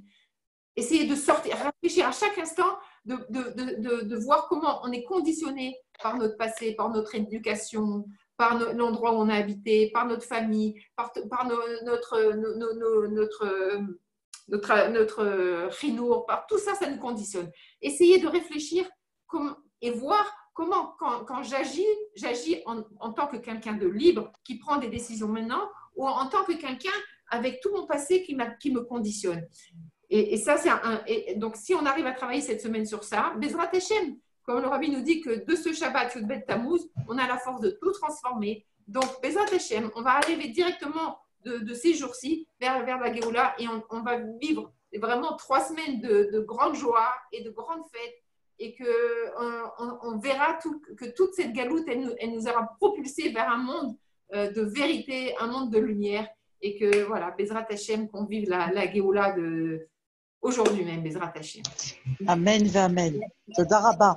La Nekuda que tu viens d'expliquer, c'est Davka, pour pouvoir sortir de sa galoute, de comprendre, de définir quelle est la galoute, comment on s'est défini nous-mêmes et où on se situe nous-mêmes. Bravo, voilà. Charkoar. Et juste une petite Nekuda, c'est que jusqu'au Rabbi Rayatz, on repoussait l'obscurité et on s'occupait que de la lumière. Et avec le travail qu'il a fait, le Rabbi Rayatz, c'est vraiment prendre l'obscurité et de l'obscurité, on va jaillir la lumière. C'est-à-dire que la lumière qui se trouve dans l'obscurité, elle est beaucoup plus grande que la lumière originelle. Et donc, justement, c'est tout le travail de la galoute, que tout prend un sens particulier quand on réfléchit à ça. Que Davka, dans les choses les plus obscures, on va faire jaillir une lumière qui n'a jamais eu. Et c'est l'histoire de Purim, c'est l'histoire de Hanouka, c'est l'histoire du Rabbi Rayat. Et c'est l'histoire qu'on vient maintenant avec le Corona. Davka, ce Corona qu'on n'arrive pas à comprendre, cette grande obscurité, il porte le nom de couronne, que grâce à ça, le travail qu'on va faire avec ça, on va retirer la couronne de Mashiach. Voilà. Alors, moi, j'ai lu dernièrement qu'à partir de 1927, de la libération du Rabbi précédent, eh ben, le Avodat Hashem est devenu plus facile et que même au point que si quelqu'un il a besoin d'un miracle dans sa Avodat Hashem, alors il peut le demander comme un cadeau gratuit, alors qu'auparavant, normalement, les miracles, il faut les mériter. C'est tout le travail du Bitachon. Bezrat Hashem, la semaine prochaine, on parlera de cette Nekuda-là. Voilà. Vous avez des… C'est très beau, Toda Rabba. Baruch Hashem. Vous avez des questions? Non? Pas de questions? C'est extraordinaire. Il y a quelqu'un qui veut rajouter quelque chose, parler de quelque chose? Une histoire, on peut faire les psukim? Bien sûr. Je vous entends pas. Qui c'est qui parle là? J'ai pas entendu. Et moi, j'ai dit peut-être que les dames, elles n'osent pas parler, mais ça peut nous enrichir à nous aussi. Oui, c'est pour ça. C'est pas de doute. Moi, je voulais rajouter un petit quelque chose. Oui. Léa, ce que vous avez dit tout à l'heure, le date qui doit descendre dans les sentiments et dans le cœur. En fait, tout ce travail de vivre Mashiach en nous, ça doit nous conduire essentiellement à Vatrinam, à des actes de bonté, ce que dit le Rabbi. Une fois, une personne était venue pour dire qu'est-ce qu'on doit faire pour faire venir le Mashiach. Il a dit rajouter dans des actes de bonté, de bienfaisance, de chesed, à Vatrinam. C'est ça en fait. C'est ça, mais j'ai juste rajouté quelque chose qui est très important. Le Rabbi, il a dit que c'est vrai que le deuxième Beth Amikdash, il a été détruit à cause de la haine gratuite. Et que ce travail-là, il est terminé. On a fini de réparer la haine gratuite. Maintenant, le travail d'Avat Israël, c'est le travail d'Avat Israël de la Géoula. C'est exactement ça, c'est Avat Israël Chinam. C'est-à-dire, c'est tel que ça sera le Avat Israël dans la Géoula, dès maintenant, on doit vivre cet amour de l'autre juif, sans condition. C'est-à-dire, on ne doit pas rendre service à un juif parce que celui-là, il peut m'être utile ou n'importe quoi. Vraiment, faire le bien pour le bien uniquement. Et ça n'a rien à voir avec la réparation de la haine gratuite. Et ça, c'est vraiment un enseignement du Rabbi. Je trouve que c'est vraiment quelque chose d'extraordinaire. D'extraordinaire. Ouais. Voilà. Chazak ou Baruch. Chazak ou Baruch, Rabbi, Baruch Hashem. Vraiment, on doit dire que le juif, sa maout, c'est de dire merci à Kadosh Baruch Hu. Et vraiment, on doit remercier à Kadosh Baruch Hu qui nous a donné la chance et le mérite d'être lié au Rabbi et de nous avoir donné un Rabbi tel comme celui-là dans notre génération, Melech HaMashiach, parce que c'est vraiment… Baruch Hashem. Baruch Hashem. Voilà. Alors, on commence les psukim. Et le Grot Kodesh, faut pas oublier. Hein. Après, t'inquiète pas. Après, d'accord. Je voulais juste vous dire que c'est incroyable parce qu'à chaque fois qu'il y a Grot Kodesh, Après, je vois dans la Sira que le Rabbi il parle vraiment du Inyan. On a vu que la semaine dernière, c'était une femme qui enfantait les fruits de notre travail. Et dans la Sira de la semaine dernière, dans le Var Malkout, le Rabbi parle exactement dans les mêmes termes. Donc vraiment, c'est vraiment incroyable comment c'est. Je n'arrive même pas à dire le mot parce que c'est vraiment une union parfaite. Est-ce que le Rabbi il est avec nous dans l'Aïd Vadou? Vraiment. Bien sûr, amen. Bien sûr, on le sent. Bon. Alors, on va faire les psukim. Vous le voyez sur l'écran? Moi, je les ai sous les yeux. Baruch Hashem. Alors, Torah Tziva Lanu Moshe Moacha Kehilat Yaakov. Shema Yisrael Adonai Eloheinu Adonai Echad. Bechol Dor Chayav Adam Yerod Etzmo כאילו הוא יצא ממצרים. כל כל ישראל יש להם חלק לעולם הבא, שנאמר ואמר צדיקים לעולם ירשו ארץ, יצר מתי מעשה ידי להתפאר. כי קרוב אליך הדבר מאוד בפיך ובלבבך לעשותו. והנה השם ניצב עליו ומלוא כל הארץ כבודו ומביט עליו וכן תליות בלב עם עובדו כראוי. בראשית ברא אלוהים את השמיים ואת הארץ. ושניים לבניך דיברת בם בשבתך בביתך ובלכתך בדרך ושופך ופומך. יגעתי ולא מצאתי אל תעני. לא יגעתי ומצאתי אל תעני. יגעתי ומצאתי תעני. ואהבת לרעך כמוך. רבי עקיבא אומר זה כלל גדול בתורה. וזה כל האדם, זה תחתית וכתוב, ויד כל העולמות, ועליונים ותחתונים, לא תחזור בתחתונים. ישמח ישראל ועושה פירוש שכל מי שהוא זרע ישראל יש לו לשמוח בשמחת השם אשר שמח בדירתו בתחתונים. יחי אדוננו מורנו ורבנו מלך המשיח לעולם ועד. יחי אדוננו מורנו ורבנו מלך המשיח לעולם ועד. יחי המלך. Voilà, Bezrat Hashem, on va demander au Rabbi qui nous bénisse à tous pour que Bezrat Hashem, on arrive à sortir la lumière de l'obscurité dans la joie, dans la bonne santé, avec de tous nos voeux et dans la joie, et que Bezrat Hashem, on n'entende plus parler de cette galoute Bezrat Hashem. Amen. Amen.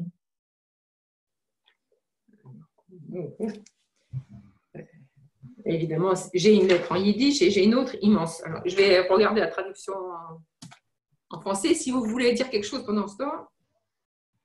Alors, attendez, je vais chercher mon chargeur parce que mon téléphone est en train de se recharger. C'est quoi le numéro de la lettre? Attends, 2 secondes. 2 minutes. N'oubliez pas, je vous ai donné des shiur et baït pour la semaine prochaine. Tu vas les répéter, hein?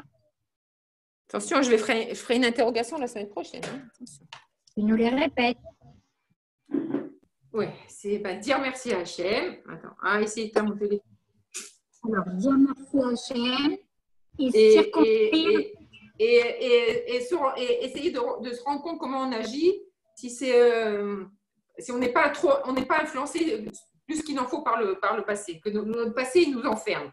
Et que je pense que vraiment tout le travail de la Géoula personnelle, c'est vraiment de sortir de son passé, sortir de ce qu'on s'est mis comme carapace. Des fois, c'est l'entourage qui nous a mis une carapace, mais des fois, c'est nous-mêmes. Combien de fois on dit « Ah, mais moi, je ne suis pas capable de faire ça. Moi, je ne suis pas une femme comme ça. Moi, je ne suis pas ceci. » C'est que des attributs qu'on se met autour de nous, mais ce n'est pas notre émet. Notre émet, c'est notre Neshama Elokit. Et c'est ça qu'on doit arriver à transmettre. Alors, oui, c'est la qui c'est qui me... Il y a quelqu'un qui dit Léa, mais je n'entends pas. Très, très doucement. Je voudrais dire merci aux filles du lundi matin d'être venues et qu'elles parlent autour d'elles afin qu'on soit plus nombreuses la prochaine fois. Amen. C'est Nelly? C'est Nelly. C'est Nelly. OK. Alors, remercie les dames qui se sont jointes à nous, Léa, aujourd'hui. Ah, je vous remercie infiniment. Vraiment, l'union fait la Les force. nouvelles participantes aujourd'hui. Chaque femme qui se joint, c'est vraiment un monde entier qui se joint. Et c'est comme ça qu'on va arriver à vraiment à déclencher la Géoula. Que chacun. Comment? C'est la pierre que chacune amène à la construction du Beth Amikdash. Amen, amen. Amen. J'ai des petits points. Coucou, Mazal. Tu vas bien? Oui, je m'appelle Adassa, hein, Mazal. Je ne sais pas si tu t'adresses à moi. Oui, je te m'adresse à toi, oui. Je te fais un coucou. Mais tu m'appelles Esther, c'est marrant. Bon, remarque, je m'appelle Esther Adassa, mais bon. Adassa, je t'ai dit? Adassa. Mon téléphone s'est arrêté. Bon. Adassa Esther, voilà. Voilà. La lettre, c'est 5000. Attends. 5966. 1966. Je vais voir s'il veut bien bouger. Alors.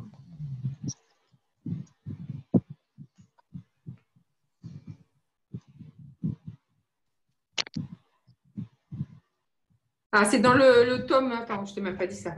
Tetzaïn. C'est 16. Attends, 5966, je vais voir si je l'ai. Voilà, ça y est, je pense que ça y est. 166. Voilà, excusez-moi, ça prend un peu de temps. Alors, voilà. Une lettre du 2 Tevet.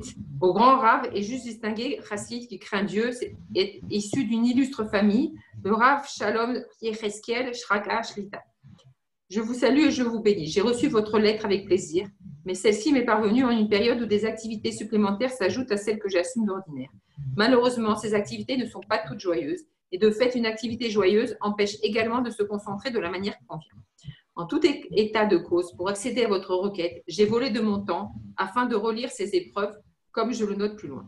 Le jour lumineux du 19 qui se lève, c'est incroyable ça. Toujours 19 qui se lève. Le jour lumineux du 19 qui se lève est celui de la victoire et de la délivrance de l'enseignement du Baal Shem Tov et de Chabad. Et c'est vraiment l'histoire de, c'est la même chose pour le Rabbi Rayas. Voilà.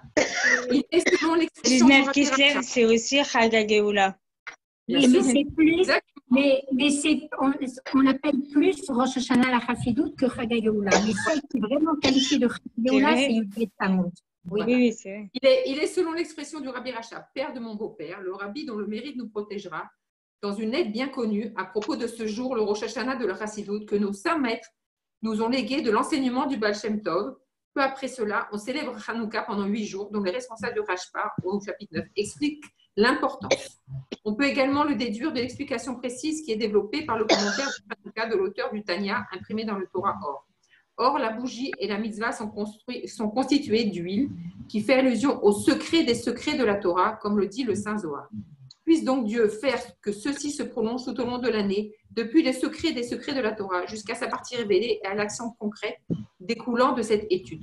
Notre Torah tranche que l'huile imbibe toute chose, conformément au terme du verset. Tu seras intègre à la fois dans la partie révélée de la Torah, dans sa dimension cachée et dans l'action concrète, avec mes respects et ma bénédiction. Conformément à votre demande, je vous restitue votre fascicule. Et là, c'est très très long. Le Rabbi, il rajoute beaucoup. Il y a 2 pages de... Et Mamash la Nekuda, c'est Mamash la Nekuda qu'on étudie pour que ça se traduise dans l'action. Je lirai toutes les notes que le Rabbi rajoute après s'il y a quelque chose de plus. Maintenant, je vais regarder la lettre d'après, sur la même page, elle est en yiddish. Alors, je vais essayer de voir la traduction. Tout le but de l'étude, c'est d'aboutir au massé, à l'action. Si c'est la suivante, je l'ai. 1967. Voilà. Moi, j'ai juste une petite remarque. Ça tombe. Beaucoup de satisfaction. Waouh! Écoutez, j'ai reçu votre lettre avec beaucoup de satisfaction. Vous me décrivez la réunion chassidique au jour lumineux du 19 qui se lève, date de la libération de la Noura Saken. Nos saints maîtres qualifient ce jour de Rosh Hashanah de l'étude de la chassidoute et des voies chassidiques. À Rosh Hashanah, on dit soit inscrivez-les pour une bonne année, et il en est de même le 19 qui se lève, ce qui vient d'être dit. Parmi les voies racidiques, il y a également le fait de servir Dieu avec joie et enthousiasme, conformément à l'importante explication du Baal Shem Tov que nous avons entendue de mon beau-père, le rabbi, qui souligne la nécessité de servir Dieu également avec son corps, sans le briser par des jeûnes et des mortifications. Puisse Dieu faire que vous m'annonciez toujours de bonnes nouvelles, en bonne santé, et en Dieu dans la joie et dans l'enthousiasme. Amen, amen, amen, amen, amen. Amen. Baruch Hashem. Que la semaine prochaine, qu'on ait beaucoup de bonnes choses d'abord, on sera au Beth Amikdash, Bezrat Hashem. Amen, amen, normalement, le jeudi prochain, si Chas Veshalom Mashiach n'est pas là, ça sera le jour de jeûne. Est-ce que vous êtes prête à étudier quand même? Bah oui, bien sûr, c'est tellement important. Bien sûr. On va se nourrir du limoud de Mashiach. Oui. Voilà, de toute façon, Bezrat Hashem, on fera ça. Et le jeûne, c'est mercredi ou c'est jeudi? C'est jeudi le jeûne. Ah, c'est jeudi le jeûne. Donc pourquoi on n'étudierait pas mercredi? Je ne comprends pas. On ne peut pas parce que la ligne, elle nous est prêtée par Live et c'est fixé. Ils ont des cours à cette heure-là un autre jour. Le jeudi matin. Si c'est là, je garde ma petite jeudi. Moi, j'ai juste une petite remarque que je voulais faire concernant la première lettre. C'était adressé à un grand chassid et c'était la date, c'était Bet Tevet.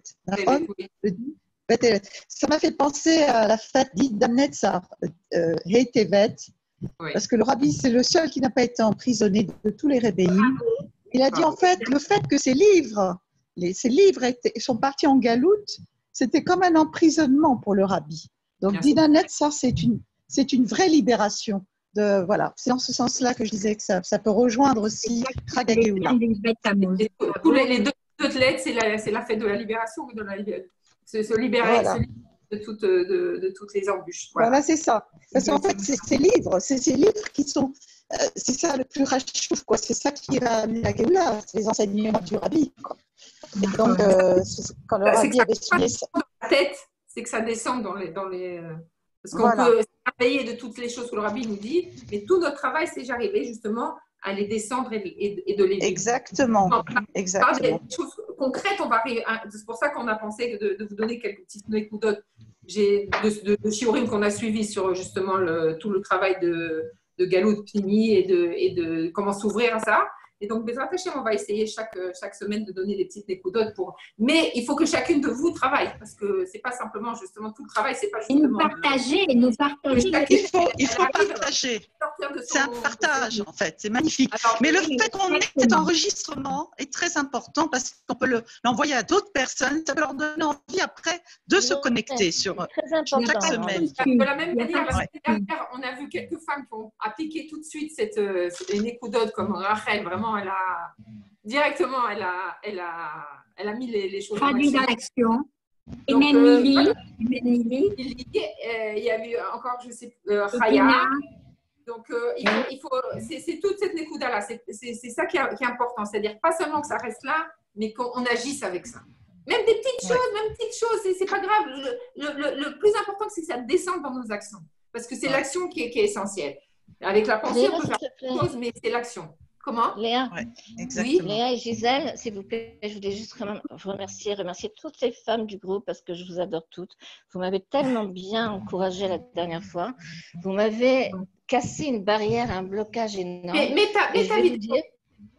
Hein? Mais la vidéo qu'on te voit. Non, j'ai mis le petit sous-roche là, ça y est, j'ai enlevé la perruque. C'est pas grave, ça n'a pas d'importance. Allez, c'est pas grave, allez, on va me mettre. Allez, ça n'a pas d'importance.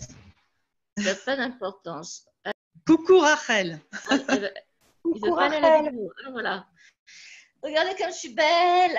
Eh ben voilà. Alors, écoutez, je vais vous dire, vous m'avez éclaté parce que la dernière fois, vous m'avez tellement encouragée que d'abord, j'étais surprise par cette ardouce à Vat Israël, cette façon dont vous ne connaissiez pas la plupart et vous m'encouragez. Mais il faut diffuser, il faut que tu le bitaron, il faut que tu le bitoul, il faut que tu fasses tout. Ça m'a tellement bougé que l'après-midi même, je me suis dit, bon, je suis gonflée, il ne faut pas que je me dégonfle. J'avais une idée déjà quelque part qui un petit peu me prenait. Je suis allée voir une copine, je lui ai dit, écoute, on va faire l'affiche ensemble. On a commencé déjà à faire l'affiche. Et puis pour le prochain Zoom. Et après ça, je lui ai dit, bon, maintenant, allez, on l'envoie. Si on l'envoie, on peut plus se dégonfler après. Alors, mais ce que je sentais quand même, j'étais encore un peu fragile. Hein. Donc, en fin de compte, c'était fou. Bon, on n'a pas pu le faire mardi dernier parce qu'on n'avait pas le Zoom, on avait un problème. Maintenant, ce sera, si Dieu veut, lundi soir. J'espère que vous serez toutes là pour m'encourager. Ce sera en plus un super sujet. Envoyez le lien sur la Midrasha, les rattachés. On va super sujet. Ce sera un sujet pour justement comment nous les femmes aujourd'hui, enfin tout le monde en fait, on doit se renforcer par rapport à cette pandémie qui est complètement surréaliste, que personne n'arrive à dominer, que tous les ministres de la Santé, les grands scientifiques, ils peuvent faire des ogives nucléaires, ils peuvent monter sur la Lune, mais ce petit virus microscopique, ils n'y arrivent pas. Donc, toute la crise que ça crée au niveau sanitaire, au niveau économique, on voit que Hachem, il nous met dans une situation où il affirme sa royauté. Un homme élevado, il n'y a que lui. Et on sait que donc, on se doute que pour sortir de cette situation, ce sera sûrement avec de grandes lumières, avec des grands miracles. Et on a l'impression qu'effectivement, on nous prépare de là-haut vraiment à la venue du Mashiach. Parce que comme vous disiez, on nous sort de nos habitudes. Mais justement, la découda, c'est pas qu'on nous sort, ça ne doit pas venir de là-haut. Toute la découda, c'est exactement comme tu as fait toi, de se prendre en main et dire, yalla, j'y vais. C'est ça que tu peux faire. C'est que chacune se prenne en main. Attends, je ne suis pas encore arrivée. Léa, je suis pas arrivée. Il y a quelque chose d'intéressant dans ce que vous avez dit, c'est que justement, quand on n'arrive pas, il faut se prendre à son propre jeu et passer à l'action de manière à ne plus pouvoir reculer. Voilà, Kola Kavod, vraiment, elle mérite des applaudissements. Super, c'est vrai. Ouais, Kola Kavod. Je voulais dire aussi ce qu'elle a dit, Gisèle, quand elle m'a dit, écoute, si c'est un blocage, ça veut dire que c'est ça que tu dois faire. Et ça m'a trotté dans la tête. Je me suis dit, allez, avec du bitoul, du Hudson, et que je me prends moins. Et j'essaie d'avancer, même si je me plante, je m'en fous. Le rabbi voit que je travaille dur pour ça. Tu as un exemple vivant pour chacune d'entre nous. Il ne faut pas s'impressionner des obstacles qui sont sur la route. C'est si mal que c'est ce travail-là que tu dois faire. Et bien, Par contre, vous les proposez aux personnes qui ne sont pas… Je vous enverrai la fiche avec le lien et si vous pouvez aussi l'envoyer à des copines de France. Parce que Zoom, le matin, ils sont assez faciles parce que même s'il y a 10 ou 20 ou 30 personnes, ça va. Mais Zoom, ils nous ont dit, moi je voulais faire un truc d'1 heure, ils nous ont dit, attendez, nous, il faut que vous ayez 100 personnes. Alors, c'est plus du tout le truc d'1 heure, ça va être 1h30, 2 heures. Et donc je compte vraiment sur vous pour diffuser le maximum et comme ça va nous encourager. Si Dieu veut, s'il y a des retours, on le fera toutes les semaines, si Dieu veut. Amen. Je voulais dire aux dames qui ne sont pas encore inscrites dans la Midrasha que si elles veulent être au courant de nos activités et recevoir le contenu de tout ce qu'on diffuse sur Mashiach et la Géoula, j'ai inscrit mon numéro de téléphone.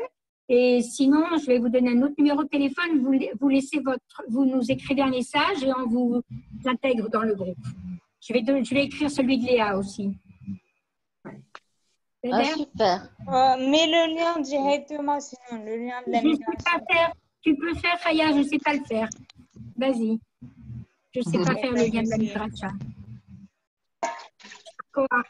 Bravo, merci beaucoup. Ça nous donne les forces de continuer. Vraiment. Shabbat shalom à vous toutes. C'est un grand mérite. Moi aussi, je vous dis à bientôt. Shabbat shalom. Shabbat shalom. Des bonnes nouvelles. Comme le rabbi l'a dit, en bonne santé. Oui, la personne qui est écrite Lal, c'est qui? Vous vous appelez comment? Elle n'entend pas, je crois, elle a le micro coupé. Vous parlez de moi? Non. Non, pas vous. Ah, il y a une dame qui a le micro coupé, je ne sais pas qui est-ce. L'Honora, la prochaine fois, si Dieu veut. Merci beaucoup en tout cas, Rabbanit. Que la cavode, c'était exceptionnel. Merci aux Rabbaniotes. Merci. À bientôt. Shabbat shalom. Shabbat shalom. Bonne nouvelle à tous. Bonne nouvelle. Amen. Amen. Merci. Razak, Razak. Vous avez pu prendre le... C'est Hana Segal. Ok, d'accord. Ok, vous avez là, c'est Hana. Quoi? Vous avez pu prendre le lien, celles qui ont besoin de prendre le lien, vous avez noté le lien? Que je puisse… Attends, je regarde si elles ne sont pas déconnectées. Non, en fait, j'arrive pas à le copier, en fait. Je ne sais pas pourquoi. Alors, prenez le numéro de téléphone. On va rajouter d'accord. Léa. J'ai pris le numéro. Merci. Alors, ou alors, donnez-moi votre numéro de téléphone tout de suite. Je vous ai envoyé en texte mon numéro de téléphone. Vous avez vu mes messages? Enfin, en texto, je veux dire, voilà. Bon, Gisèle, alors c'est toi qui as dû recevoir. Moi, je n'ai pas mon numéro. C'est moi qui reçois. J'ai créé un autre numéro pour celles qui n'ont pas encore noté. Celui de Léa, 52 052 540 03 770. Léa. Ça, c'est Léa. Ok, je vais regarder dans mon téléphone. Merci beaucoup. Charcoir à tout le monde. Shabbat shalom. Notez les numéros avant de couper de terminer la séance, parce que sinon… 54, ok, on enverra l'enregistrement. 03 770. Merci. Merci beaucoup. Shabbat shalom à toutes. Et la paracha de Balak, elle ne tombe jamais pendant les 3 semaines, parce qu'elle est déjà dans le niveau de la Géoula. Donc, on ne traverse pas l'exil, on est déjà au stade de la Géoula Mitiv Bachlema. Amen. Shabbat shalom. Amen. Shabbat shalom. Bisous.